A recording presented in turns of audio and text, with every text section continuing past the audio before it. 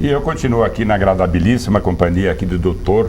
Paulo Passos. Ô Paulo, você advoga, você pega casos polêmicos, alguns deles eu citei aqui. Como que é esse trabalho, já que você hoje se considera um aposentado? Nunca me considerei aposentado, esse que é o problema. Aposentado da justiça? Eu me aposentei. Você se aposentou? Mas me considerar aposentado, não. Tanto, você é muito jovem ainda, né? Não sou tanto assim, já tenho 58 anos. Mas eu quando tenho 58 também. Estamos iguais. O problema de considerar sim, mas eu acho que o tempo vai deixando as suas marcas. E a sua experiência, né? E a experiência, ainda bem que existe essa experiência. Estamos, então, os dois, naquela fase que disseram outro dia, temos muito mais passado do que futuro. Por isso, então, a experiência que veio, óbvio. Eu sempre fui um aficionado pelo direito e principalmente pela advocacia.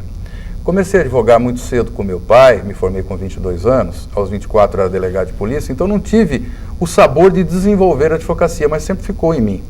Quando chegou aos 44 anos, como eu te disse, entendi por bem aposentar porque me sobrava um tempo efetivamente para advogar. Então, seria como uma mudança de profissão, embora você tenha ali aquele estigma do aposentado. Quanto a isso, não há dúvida. E voltando àquelas minhas origens no direito, que era a advocacia, eu optei pelo direito criminal, que também foi outra área que sempre me fascinou, tanto que as minhas pós-graduações foram nesse sentido.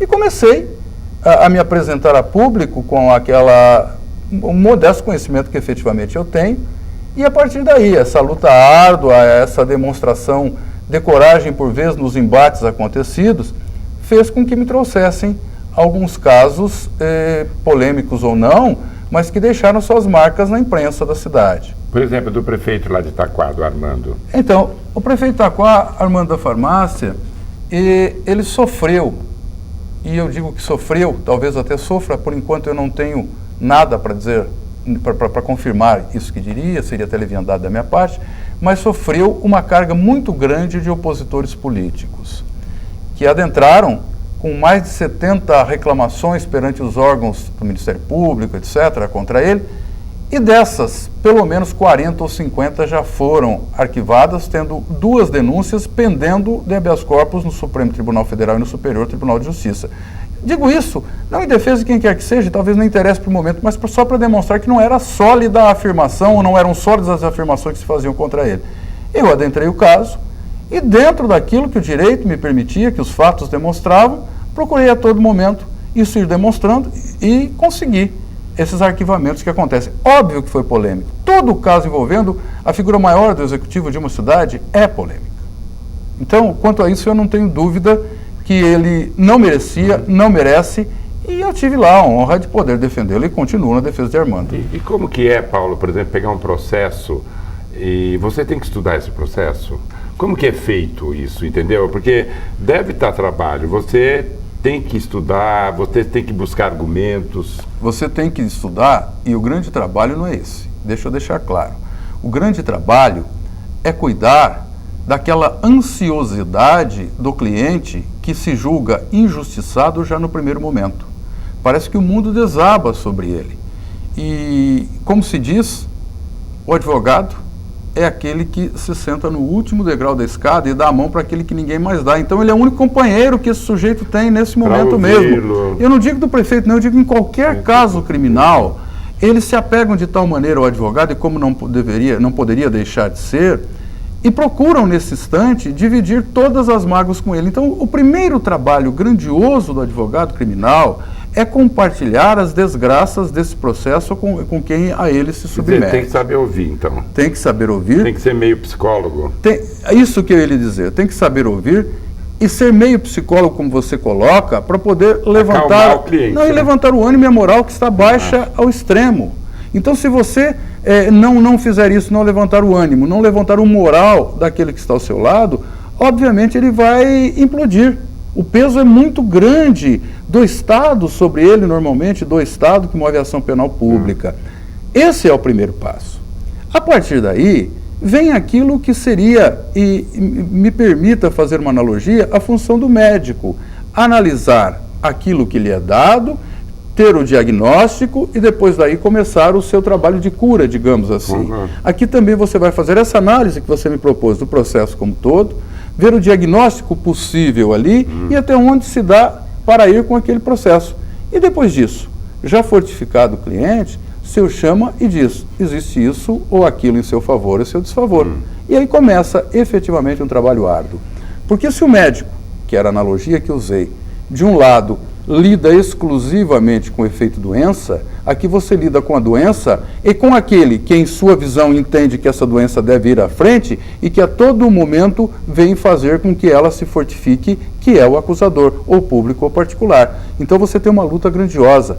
E essa luta grandiosa, se você me permite, ela se torna ferrenha e até um pouco covarde para o advogado, porque quase que sempre ele tem do outro lado o Estado com todos os seus poderes e o advogado é sozinho, sem nada que o habilite à defesa, a não ser aquilo que está dentro do processo.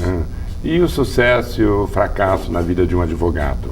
Eu acho o que é sucesso e o que é fracasso? É isso que eu ia lhe dizer. Se você analisar em relação à sociedade, aquele que vai conseguindo resultados vitoriosos é o que obtém sucesso. Tá. Aquele que não consegue chegar a esse ponto, ele tem derrotas. Mas, a bem da verdade, para o advogado, o sucesso é ele trabalhar como devia. Nem sempre você tem causas que lhe permitem ter vitórias e você trabalhou maravilhosamente bem. Então, a mim, um advogado é sempre vitorioso. E sempre vitorioso porque aquilo que ele escolheu, as liberdades humanas, tem um valor incalculável.